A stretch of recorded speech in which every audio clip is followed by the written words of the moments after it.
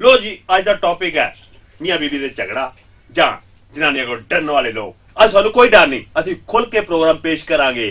कोई घट ही कोई घर हुंदा जिहदे घर च मियां बीवी दे झगड़ा ना होवे जां जनानी कोल ना डरदा होवे।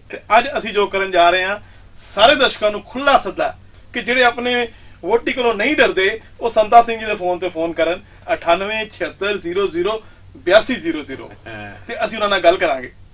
कोई भी नहीं, आओ खुल के कोई भी नहीं, सारे डरदे ने। बस कर दिए क्लोज, करिए प्रोग्राम शुरू।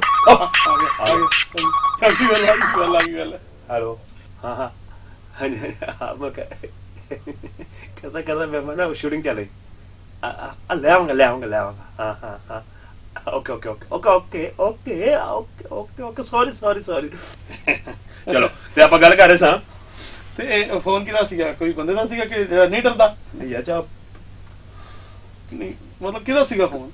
वाइफ दा सी, कहंदी आंदी वारी आलू ले आप डरदा जनानी तो ते लोकां कोल पुछदा।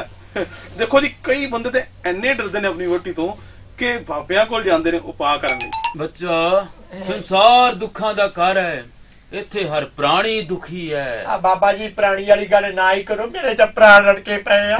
की होया बच्चा? मैं बड़ा परेशान हाँ बाबा जी। मैं सुनिया हाँ बच्चा भी तुसीं भगत मतलब गुंडे भी रखे ते भगत भी रखे आ। हाँ बच्चा ते मैं तेरे को एक ना जे काम सी मैनू। हाँ बच्चा दसो। काम है बाबा जी वो साडे पिंड वाला करतार छोड़ी वो आए साल ही सरपंच बन जाता।